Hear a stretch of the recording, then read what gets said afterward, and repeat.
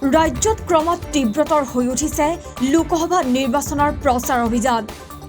কোনো ত্ৰুটি নৰখাকৈ অভিযান চলাইছে যোৰহাট লোকসভা সমষ্টিৰ বিজেপি প্ৰাৰ্থী তপন কুমাৰ গগৈয়ে। মঙলবাৰে তিতাবৰ সমষ্টিত বিজেপি প্ৰাৰ্থী তপন কুমাৰ গগৈয়ে জোৰদাৰ প্ৰচাৰ অভিযান চলায়।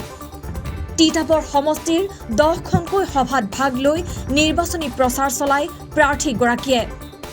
পুৱা ৰঙাজানৰ চেঁচা সত্ৰ তিনিআলিত নিৰ্বাচনী সভাত অংশগ্ৰহণ কৰাৰ পাছতে লাইট নচুঙিৰ নিৰ্বাচনী সভা আৰু যোগদান সভাত অংশগ্ৰহণ কৰি বিজেপিক ভোট দিবলৈ আহ্বান জনায় তপন কুমাৰ গগৈয়ে।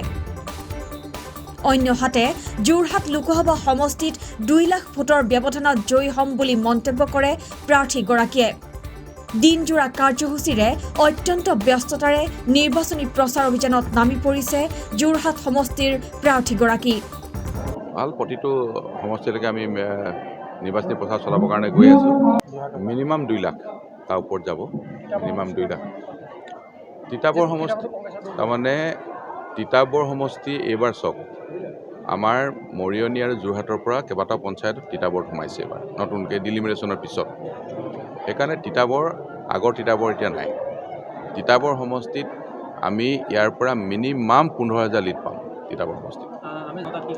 মই প্ৰতিটো সমষ্টিতে দুদিন মই প্ৰতিখন পঞ্চায়তত প্ৰচাৰ চলাবলৈ গৈ আছোঁ। তিতাবৰলৈ মই আগতে এদিন আহিলোঁ আৰু আজি। ইয়াৰ পিছতে আমাৰ ৰাজ্যিকৰ লিডাৰবিলাকে প্ৰচাৰ চলাব, মন্ত্ৰীসকল আহি থাকিব, প্ৰচাৰ চলি থাকিব আমাৰ। আৰু প্ৰতিখন পঞ্চায়তত মই ৰাইজৰ লগত গৈছোঁ। আপোনালোকে দেখিছে সকলোতে যোগদান চলি আছে। কংগ্ৰেছ দলৰ পৰা আমাৰ দলৰ নীতি আৰু আদৰ্শৰ প্ৰতি আকৃষ্ট হৈ ৰিজাইন দি আছে, আমাৰ দলত যোগদান কৰি আছে। আৰু এনেধৰণৰ যোগদান প্ৰক্ৰিয়াও চলি থাকিব সদায়।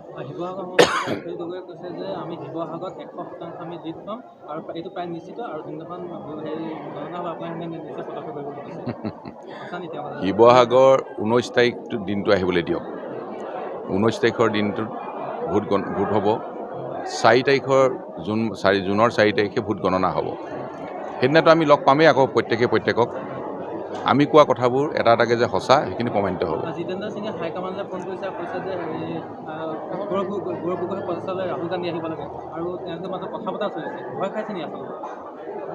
সেইটো তেওঁলোকৰ বিষয়, কিন্তু আমি আমাৰ নিজৰ কাম কৰি আছোঁ।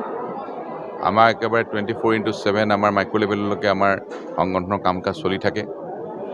আমাৰ দলীয় কাৰ্যকৰ্তাসকলে কাম কৰি আছে আৰু নিৰ্বাচনৰ ভোট যিদিনা হ'ব সেই দিনটোলৈকে আমাৰ কাম কাজবিলাক চলি থাকিব। ভাৰতীয় জনতা পাৰ্টি ভেটি খহাবৰ কাৰণে এতিয়া সমগ্ৰ ভাৰতবৰ্ষত কোনো তেনেকুৱা শক্তি নাই। আমাৰ বিশ্বৰ ভিতৰতে সকলোতকৈ বেছি সদস্য থকা এটা ৰাজনৈতিক দল হৈছে ভাৰতীয় জনতা পাৰ্টি। আৰু যিটো দলে 24/7 সদায় কাম কৰি থাকে, যিটো দলৰ কাৰ্যকৰ্তাই সদায় কাম কৰি থাকে, সেই দলটোৰ ভেটি কোনো খহাব নোৱাৰে।